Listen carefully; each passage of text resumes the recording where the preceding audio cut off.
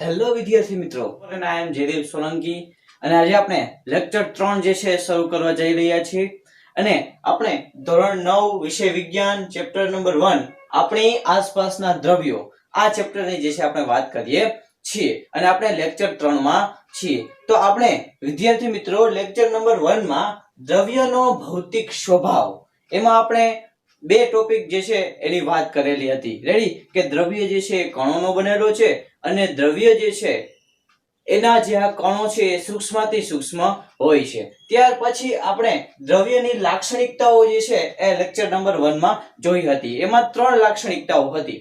Ready કે દ્રવ્ય જે છે એના કણો વચ્ચે અવકાશ એટલે કે ખાલી જગ્યા જે છે રહેલી હોય છે. ત્યાર પછી બીજી લાક્ષણિકતા એ હતી કે દ્રવ્યના કણો જે છે સતત ગતિશીલ હોય છે. રેડી તાપમાન વધે તો ગતિ ઉર્જા વધે. આપણે આ સિદ્ધાંત ઉપર એમાં જે છે એ વાત કરેલી હતી. ત્યાર પછી આપણે ત્રીજી લાક્ષણિકતા હતી કે દ્રવ્યના કણો જે છે એકબીજાને આકર્ષે છે. અને આ ત્રણ લાક્ષણિકતા ઉપરથી આપણે લેક્ચર નંબર 2 એમાં ટોપિક નંબર 1.3 દ્રવ્યની અવસ્થાઓ એમાં મૂળભૂત જે છે ત્રણ અવસ્થાઓ છે ઘન, પ્રવાહી અને વાયુ એની આપણે વિગતવાર ચર્ચા કરેલી હતી અને પ્લાઝ્મા અને બોઝાઇસ્ટન સંઘટક જે છે એના વિશે થોડીક માહિતી જે આપણે જે છે મેળવેલી હતી. તો વિદ્યાર્થી મિત્રો આપણે આજના લેક્ચરમાં ટોપિક નંબર 1.4 કે જે છે શું દ્રવ્ય ની અવસ્થા માં ફેરફાર કરી શકાય છે આ ટોપિક ઉપર જે છે આપણે વાત કરવાની છે. ટોપિક નંબર 1.4 કે શું દ્રવ્યની અવસ્થામાં ફેરફાર જે છે એ કરી શકાય છે કે નહીં અને એમાં આપણે તાપમાનના ફેરફારની અસર અને દબાણના ફેરફારની અસર આ બંને ટોપિક જે છે એને આપણે જોવાના છે. રેડી તો ચાલો સ્ટાર્ટ કરીએ. આપણે તાપમાનના ફેરફારની અસર વડે દ્રવ્યની અવસ્થાઓ જે છે કઈ રીતે બદલે છે એટલે કે ઘનમાંથી પ્રવાહી, પ્રવાહીમાંથી વાયુ આ અવસ્થાઓ જે છે કઈ રીતે ચેન્જ થાય છે. રેડી તો તાપમાનમાં તમે ફેરફાર કરો એમ આ દ્રવ્યની અવસ્થાઓમાં પણ ફેરફાર જોવા મળે છે. રેડી એની આપણે ચર્ચા કરીએ.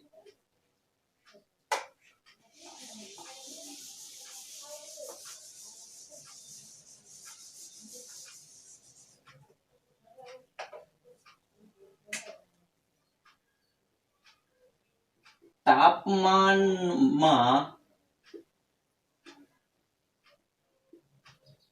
ફેરફારની અસર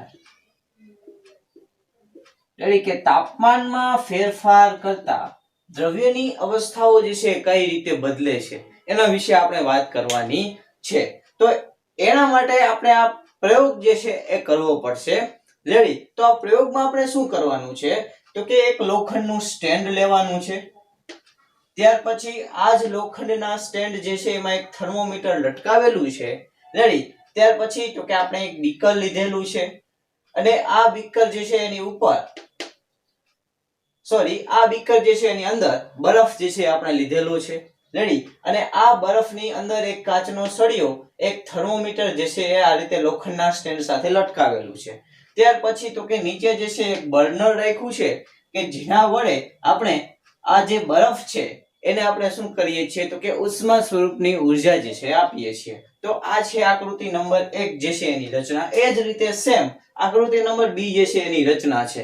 રેડી પરંતુ અવસ્થામાં કઈ રીતે ફેરફાર થાય છે, તાપમાન જે છે એમાં ફેરફાર થાય તો અવસ્થામાં ફેરફાર જોવા મળે છે એની આપણે ચર્ચા કરવાની છે. રેડી તો જ્યારે આ પ્રયોગ નંબર 1 માં આપણે જે છે બર્નરને શરૂઆત કરીએ છીએ એટલે કે બર્નર દ્વારા ધીરે ધીરે જે છે આપણે ઉષ્મા સ્વરૂપે ઊર્જા જે છે એ આ બરફને આપણે આપીએ છીએ તો બરફ જે છે એ તરત જ શું થશે તો કે પીગળવા લાગે છે કારણ કે બરફ જે છે એ પાણીનું ઘન સ્વરૂપ છે. રેડી તો આપણે પહેલા પાણીના સ્વરૂપ વિશે વાત કરી લઈએ કે પાણી જે છે તમને ત્રણ સ્વરૂપ જોવા મળે. પાણી જ્યારે બરફ સ્વરૂપે હોય છે તો એનું ઘન છે. ત્યાર પછી પાણી પોતાના મૂળભૂત સ્વરૂપે છે પાણી સ્વરૂપે તો એનું પ્રવાહી સ્વરૂપ છે અને પાણી જ્યારે બાષ્પ સ્વરૂપમાં હોય છે તો એનું વાયુ સ્વરૂપ છે. તો આ રીતે પાણી જે છે ઘન, પ્રવાહી અને વાયુ સ્વરૂપે હોય છે.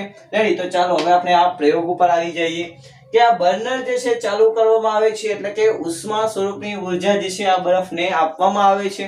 રેડી. અને આ જે બરફ છે એના કણો શું કરશે, તો કે આ ઉષ્મા સ્વરૂપની ઉર્જા જે એને મળે છે એનું શોષણ કરશે. તો સ્વાભાવિક છે મિત્રો કે આપણે લાક્ષણિકતા 2 માં જોયું હતું. રેડી. દ્રવ્યની લાક્ષણિકતા નંબર 2 કે દ્રવ્યના કણો જે છે સતત ગતિશીલ હોય છે, અને આપણે એવો અભ્યાસ કર્યો હતો કે જેમ જેમ તાપમાન જે છે વધે છે તેમ તેમ દ્રવ્યના કણોની ગતિ ઉર્જા વધે છે. દ્રવ્યના કણો જે છે વધુ ને વધુ સ્વતંત્ર થવાનો પ્રયત્ન કરે છે. તો આયા પણ એ જ પ્રક્રિયા થશે મિત્રો કે જ્યારે આપણે ઉષ્મા સ્વરૂપની ઉર્જા જે છે આ બરફને દઈશું તો આ જે બરફ છે એના જે કણો છે એ વધુ ને વધુ સ્વતંત્ર થવાનો પ્રયત્ન કરશે, વધુ ને વધુ પોતાનું જે આકર્ષણ બળ છે એને તોડવાનો પ્રયત્ન કરશે. રેડી. તો આ રીતે આ દ્રવ્યના જે કણો છે એ ઉષ્મા સ્વરૂપની ઉર્જા જે છે એનું શોષણ કરે છે અને પોતે સ્વતંત્ર થવાનો પ્રયત્ન કરે છે. રેડી. તો ક્યારેક એવું એક તાપમાન આવશે, રેડી, કે જ્યારે આ બરફ જે છે એ પાણીમાં રૂપાંતરિત થશે. રેડી. તો જે તાપમાને આ બરફ જે છે એટલે કે આ ઘન પદાર્થ જે છે એનું પ્રવાહી પદાર્થમાં રૂપાંતરણ થાય તે તાપમાનને આપણે ગલનબિંદુ તરીકે ઓળખીશું. ખાસ યાદ રાખજો મિત્રો, ગલનબિંદુ કોને કહેવાય અને એની વ્યાખ્યા જે છે તમારે તમારી બુકમાં ખાસ નોંધવાની છે. રેડી. તો ચાલો આપણે લખીએ કે ગલનબિંદુ એટલે શું અથવા ગલનબિંદુ કોને કહેવાય. રેડી. તો કે જે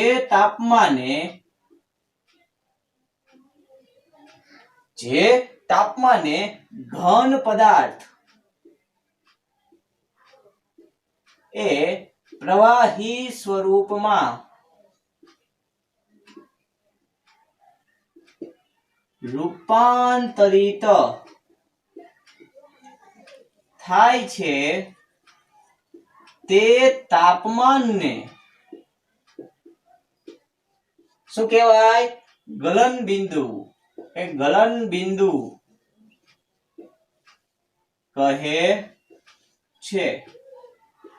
તો આ છે ગલનબિંદુની વ્યાખ્યા. અને ખાસ યાદ રાખજો કે આ બરફ જે છે તો એનું ગલનબિંદુ કેટલું હોય છે, તો કે બરફનું જે ગલનબિંદુ છે 0 ડિગ્રી સેલ્સિયસ એટલે કે 273.16 કેલ્વિન તાપમાન, એટલે કે 0 ડિગ્રી સેલ્સિયસ અથવા 273.16 કેલ્વિન તાપમાને બરફ જે છે એનું પ્રવાહી સ્વરૂપમાં એટલે કે પાણીમાં રૂપાંતરિત થવાનું ચાલુ થઈ જાય છે. રેડી. તો બરફ જે છે એનું ગલનબિંદુ,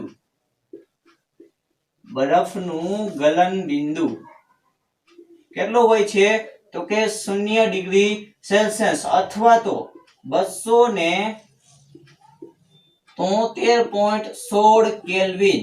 રેડી. અને તમને આ સેલ્સિયસ અને કેલ્વિન વિશે ખબર જ હશે કે એ તાપમાનના SI એકમો છે. રેડી. સેલ્સિયસ અને કેલ્વિન આ તમને ખબર જ હશે. અને 0 ડિગ્રી સેલ્સિયસ જે છે એને કેલ્વિનમાં ફેરવવું હોય તો સામાન્ય છે મિત્રો કે 0 ડિગ્રી સેલ્સિયસ જે છે એમાં તમારે 273 જે છે એ ઉમેરી દેવાના. રેડી. તો તમને 273 કેલ્વિન તાપમાન મળી જશે. તો સેલ્સિયસ જે છે એને કેલ્વિનમાં ફેરવવા માટે શું ઉમેરવાનું, તો કે 273 જે છે આપણે ઉમેરી દેવાના. તો સેલ્સિયસ નું કેલ્વિનમાં ફરી જશે. રેડી.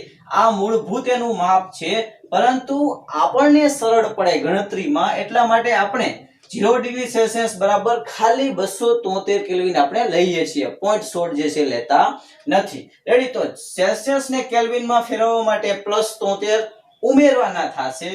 જ્યારે કેલ્વિન હોય, રેડી, તો કેલ્વિન ને તમારે સેલ્સિયસ માં ફેરવવા હોય તો શું કરવાનું, તો કે તો -273 કરવા પડશે. રેડી. કે કેલ્વિન ને સેલ્સિયસ માં ફેરવવા હોય તો -273 આવશે અને સેલ્સિયસ ને કેલ્વિન માં ફેરવવા હોય તો +273 આવશે. અને આ જે ઉદાહરણો છે, આ જે ગણતરી છે તમે આગળ જે છે આખો ટોપિક આપણો 1.4 પૂરો થશે. રેડી. તાપમાનના ફેરફારની અસર પૂરી થશે, દબાણના ફેરફારની અસર પૂરી થશે. ત્યાર પછીના 4 પ્રશ્નો જે છે એમાં 2 પ્રશ્નો આ કેલ્વિન અને સેલ્સિયસ આધારિત છે. રેડી. તો એક ત્યારે આપણે વાત કરી લેશું. તો આપણે ક્યાં હતા કે બરફનું જે ગલન બિંદુ છે 0 ડિગ્રી સેલ્સિયસ બરાબર 273.16 કેલ્વિન છે. રેડી? એટલે કે 273.16 કેલ્વિન તાપમાને બરફ જે છે એનું પાણીમાં રૂપાંતરિત થાય છે. આ ખાસ તમારે યાદ રાખવાનું છે. અને જ્યારે ઘન પદાર્થ જે છે એનું પ્રવાહી સ્વરૂપમાં રૂપાંતર થાય છે તો આ જે પ્રક્રિયા છે કે ઘનમાંથી પ્રવાહીમાં રૂપાંતરિત થવાની જે આ પ્રક્રિયા છે એને ખાલી ગલન કહેવામાં આવે છે. તો ગલનની વ્યાખ્યા પણ યાદ રાખવાની રહેશે. રેડી? જે રીતે આપણે ગલન બિંદુની વ્યાખ્યા લીધી એ જ રીતે હવે આપણે ગલનની વ્યાખ્યા લઈએ. રેડી? કે ઘન પદાર્થ નું પ્રવાહીમાં રૂપાંતરણ થવાની પ્રક્રિયા છે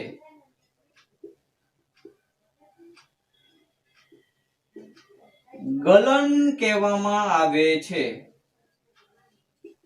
રેડી? કે ગલન કોને કહેવાય? તો કે ઘન પદાર્થનું પ્રવાહીમાં રૂપાંતરણ થવાની જે પ્રક્રિયા છે ને ગલન કહેવાય. પરંતુ જે તાપમાને ઘન પદાર્થ પ્રવાહી સ્વરૂપમાં રૂપાંતરિત થાય છે તે તાપમાનને આપણે ગલન બિંદુ તરીકે ઓળખીશું. રેડી? તો આ ખાસ તમારે જે છે વ્યાખ્યા યાદ રાખવાની છે ગલન બિંદુની અને ગલનની. રેડી? ત્યાર પછી હવે આપણે જોઈએ કે જેમ જેમ તમે આને તાપમાન આપશો એમ એમ શું થશે? તો કે દ્રવ્યના કણો જે છે વધુ ને વધુ ગતિ કરશે, વધુ ને વધુ કંપન કરવાનું ચાલુ કરશે, વધુ ને વધુ જે છે સ્વતંત્ર થવાનો પ્રયત્ન કરશે. રેડી?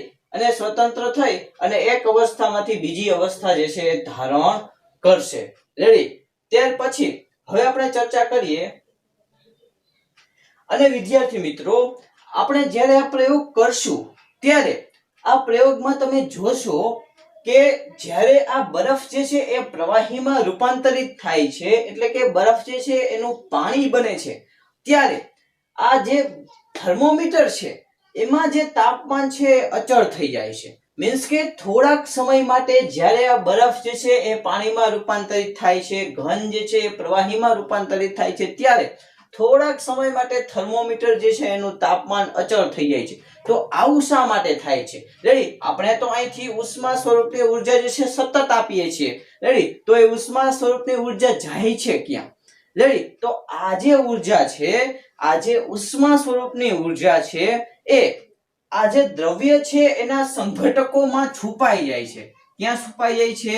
તો કે દ્રવ્ય જે છે એના સંઘટકો માં ઊર્જા જે છે એ છુપાઈ જાય છે. રેડી? માટે જ આ જે ઊર્જા છે જે છુપાઈ જાય છે એને આપણે છુપાયેલી ઊર્જાને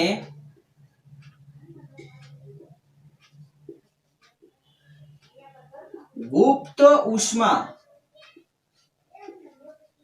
તરીકે ઓળખીશું.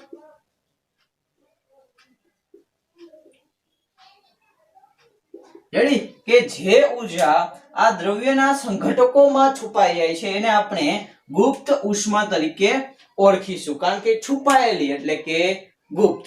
રેડી?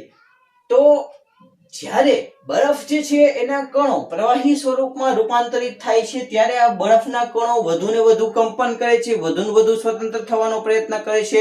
તેથી આ જે દ્રવ્યના આ જે બરફના જે કણો છે રેડી એ વધુ ને વધુ ઉષ્મા ઊર્જાનું શોષણ કરશે. રેડી? તો એટલા માટે આ બરફ જે છે એનું પાણીમાં જ્યારે રૂપાંતરિત થાય છે ત્યારે આ થર્મોમીટરમાંનું જે તાપમાન છે એ અચળ થઈ જાય છે. રેડી? અને એ જે ઉષ્મા છે તેને આપણે ગુપ્ત ઉષ્મા કહેશું કારણ કે છુપાયેલી ઉષ્મા છે. રેડી? તો એને ગુપ્ત ઉષ્મા તરીકે ઓળખવામાં આવે છે. ત્યાર પછી હવે આપણે વાત કરીએ કે ગલન ગુપ્ત ઉષ્મા કોને કહેવાય. રેડી? ગલન ગુપ્ત ઉષ્મા જે છે કોને કહેવાય? તો ચાલો એની આપણે વ્યાખ્યા જોઈએ.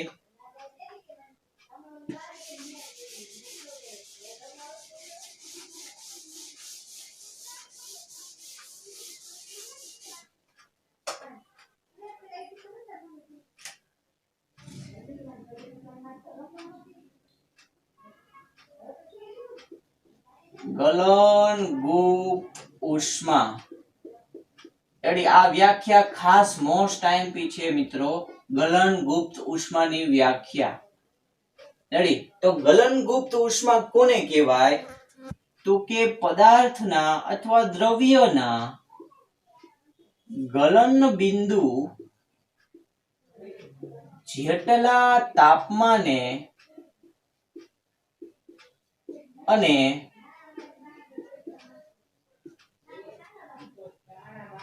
એક વાતાવરણ દબાણે પદાર્થના ગલન બિંદુ જેટલા તાપમાને અને એક વાતાવરણ દબાણે 1 કિલોગ્રામ ઘન પદાર્થનું પ્રવાહીમાં રૂપાંતરણ કરવા જોઈતી ઉષ્મા ઊર્જાને ગલનગુપ્ત ઉષ્મા કહે છે ખાસ યાદ રાખજો મિત્રો કે પદાર્થના ગલન બિંદુ જેટલા તાપમાને અને વાતાવરણ દબાણે 1 કિલોગ્રામ ઘન પદાર્થનું પ્રવાહીમાં રૂપાંતર કરવા માટે જોઈતી જે ઉષ્મા ઊર્જા છે એને ગલનગુપ્ત ઉષ્મા તરીકે ઓળખવામાં આવે છે આ વ્યાખ્યા તમારે ખાસ યાદ રાખવાની છે અને 0 ડિગ્રી સેલ્સિયસે 0 ડિગ્રી સેલ્સિયસે આ જે પાણીના કણો પાસે જે ઊર્જા છે એ તે સમયે એટલે કે 0 ડિગ્રી સેલ્સિયસે પાણીના કણો પાસે ઊર્જા છે એ તે જ સમય એટલે કે 0 ડિગ્રી સેલ્સિયસે બરફના કણો કરતા કેવી હશે તો કે વધુ હશે કેવી હશે વધુ હશે કારણ કે આપણે જાણીએ છીએ કે બરફના જે કણો છે એ જ ઉષ્મા ઊર્જા શું કરે છે શોષે છે અને પાણીમાં રૂપાંતરિત થાય છે તો સ્વાભાવિક છે કે પાણીના કણો પાસે ઊર્જા જે છે બરફના કણો કરતા વધુ જ હોવાની રેડી સિમ્પલ વાત છે ત્યાર પછી હવે આપણે જોઈએ કે આ જે પાણી સ્વરૂપ હવે બરફનું થયું છે તો આ પાણી જે છે એને વધુને વધુ આપણે ગરમ કરીએ છીએ કારણ કે બર્નર તો મેં બંધ જ નથી કરેલું રેડી તો વધુને વધુ આપણે ઉષ્મા સ્વરૂપની ઊર્જા જે છે આ પાણીને આપીએ છીએ રેડી તો પાણી જે છે સ્વાભાવિક છે કે પાણી પણ શું કરશે તો કે ઉકળવા લાગશે રેડી પાણી જે છે એ પાણીના વરાળ સ્વરૂપમાં આવી જશે એટલે કે હવે પ્રવાહીમાંથી જે પદાર્થ છે જે દ્રવ્ય છે વાયુ સ્વરૂપમાં ફેરવાશે રેડી તો જે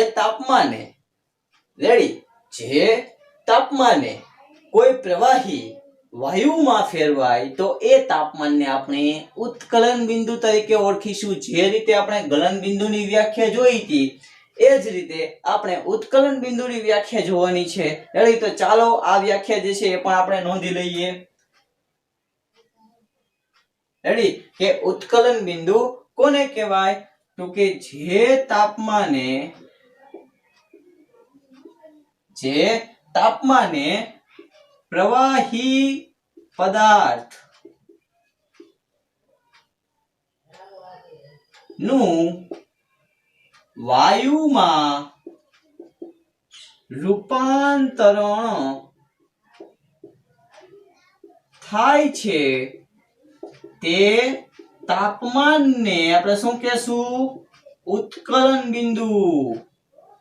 ઉત્કલન બિંદુ જે છે કહે છે રેડી ખાસ યાદ રાખજો ગલન બિંદુ અને ઉત્કલન બિંદુમાં કાંઈ ફેર નથી જે તાપમાને પ્રવાહી પદાર્થનું વાયુમાં રૂપાંતરણ થાય તે તાપમાનને ઉત્કલન બિંદુ કહેવાય ગલન બિંદુમાં સેમ હતું ખાલી ઘનમાંથી પ્રવાહી અવસ્થામાં જે છે રૂપાંતર થતું હતું બીજું કાંઈ ફેરફાર છે નહીં તો આ રીતે આપણે ઉત્કલન બિંદુની વ્યાખ્યા આપી એ જ રીતે હવે જ્યારે આ પાણી જે છે એ વાયુ સ્વરૂપમાં આવશે તો આપણે એને બાષ્પીભવનની પ્રક્રિયા કહીએ છીએ મિત્રો આ બાષ્પીભવનની પ્રક્રિયા જે છે તમે સદીઓથી ભણતા આવો છો રેડી અને બાષ્પીભવનની જે આ પ્રક્રિયા છે વિસ્તૃત અભ્યાસ આપણે લાસ્ટમાં કરીશું. રેડી? તો આપણને ખબર જ છે કે જ્યારે પાણી ઉકળે છે અને પાણી જે છે વરાળ સ્વરૂપે આવે છે, રેડી, તો એ પ્રવાહીનું વાયુ સ્વરૂપમાં રૂપાંતરણ છે અને એને આપણે બાષ્પીભવન કહીએ છીએ. રેડી? તો આ જે ઉત્કલન બિંદુને આપણે વ્યાખ્યા આપી, રેડી, અને એ જ રીતે આપણે આ ગલનગુપ્ત ઉષ્મા જે છે ભણ્યા, તો અહીંયા પણ આ જ પ્રક્રિયા થશે કે પાણી જે છે એને આપણે ગરમ કરશું. પાણી જે છે પોતાના વરાળ સ્વરૂપમાં આવશે, વાયુ સ્વરૂપમાં આવશે, તો સ્વાભાવિક છે કે પાણી જે છે એ ઉકળતું હશે ત્યારે આ થર્મોમીટર જે છે એનું એક નિશ્ચિત તાપમાને આ થર્મોમીટર જે છે પોતાના તાપમાનમાં કોઈ ફેરફાર કરશે નહીં, એટલે કે તાપમાન જે છે અચળ થઈ જશે. રેડી? ત્યારે આ પાણી જે છે એ પોતાના વરુડ સ્વરૂપમાં આવશે. રેડી? તો ત્યારે ઉષ્મા જે છે એ છુપાયેલી હશે, એને આપણે શું કહીશું? ગુપ્ત ઉષ્મા. રેડી? પરંતુ ત્યારે કઈ અવસ્થામાંથી પદાર્થ કઈ અવસ્થામાં જાય છે? તો કે પ્રવાહીમાંથી વાયુ અવસ્થામાં. તો આપણે એને બાષ્પીભવન ગુપ્ત ઉષ્મા કહેશું. રેડી? અહીંયા શું હતું? ગલન ગુપ્ત ઉષ્મા. એવી જ રીતે આપણે હવે પ્રવાહીમાંથી વાયુમાં રૂપાંતર કરીએ છીએ ત્યારે બાષ્પીભવન ગુપ્ત ઉષ્મા કહીશું. રેડી? તો ચાલો હવે આપણે જોઈએ બાષ્પીભવન ગુપ્ત ઉષ્મા. રેડી? જે તમે આ ગલન ગુપ્ત ઉષ્માની વ્યાખ્યા લખી છે મિત્રો, એ જ રીતે સેમ ટુ, રેડી, કે બાષ્પીભવન ગુપ્ત ઉષ્માની વ્યાખ્યા છે. જુઓ, આ બે વ્યાખ્યાની તમે સરખામણી કરજો, સેમ જ છે, કાંઈ ફેર છે નહીં. જોઈજો કે પદાર્થ જે છે એ પદાર્થના ગલન બિંદુ છે, તો અહીંયા ઉત્કલન બિંદુ. રેડી? કે પદાર્થના ઉત્કલન બિંદુ જેટલા તાપમાને અને એક વાતાવરણ દબાણે 1 કિલોગ્રામ આ ઘન પદાર્થ છે, તો આપણે શું લખશું? પ્રવાહી પદાર્થ નું. રેડી? કારણ કે આપણે અહીંયા પાણી લીધેલું છે મિત્રો, એટલે રેડી, તો 1 કિલોગ્રામ પ્રવાહી પદાર્થનું વાયુમાં રૂપાંતરણ કરવા જોઈતી ઉષ્મા ઉર્જાને શું કહેશું આપણે? બાષ્પીભવન. રેડી? અહીંયા ગલન ગુપ્ત ઉષ્મા છે, તો અહીંયા બાષ્પીભવન ગુપ્ત ઉષ્મા આવશે.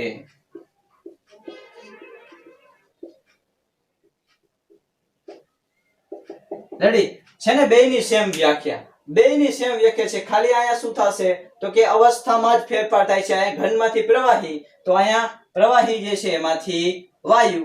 રેડી? અહીંયા શું છે? તો કે ગલન ગુપ્ત ઉષ્મા, તો અહીંયા બાષ્પીભવન ગુપ્ત ઉષ્મા. કારણ કે ગલન એટલે શું? ઘનમાંથી પ્રવાહી, તો ગલન, અને પ્રવાહીમાંથી વાયુ, તો બાષ્પીભવન. આટલી જ વ્યાખ્યા છે, બાકી કઈ છે નહીં. તો આના ઉપરથી, આ પ્રયોગ ઉપરથી આપણે એવું કહી શકીએ કે ઘન જે કઈ અવસ્થા છે, આ ઘન અવસ્થા, રેડી, એને તમે ઉષ્મા આપશો. શું આપશો?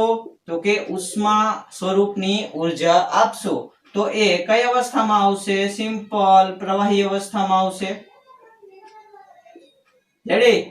કે આને ઉર્જા આપતા, ઘન અવસ્થાને ઉર્જા આપતા પ્રવાહી અવસ્થામાં આવશે. અને એ જ રીતે જ્યારે આપણે આ પ્રવાહી અવસ્થા જે છે એને ઉષ્મા સ્વરૂપની ઉર્જા આપીશું, તો એ વાયુ અવસ્થામાં આવશે. રેડી? સિમ્પલ.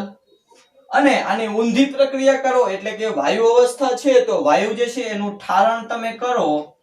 રેડી? તો વાયુમાંથી પ્રવાહી, અને પ્રવાહી જે છે એનું પાછું ઠારણ તમે કરશો, એટલે કે ઠંડુ પાણો, તો વળી પાછું ઘન. રેડી? તો આ રીતે ઘન અવસ્થામાંથી પ્રવાહી, પ્રવાહી અવસ્થામાંથી વાયુ, વાયુ અવસ્થામાંથી પાછું પ્રવાહી, પ્રવાહી અવસ્થામાંથી ઘન અવસ્થા મળી શકે છે.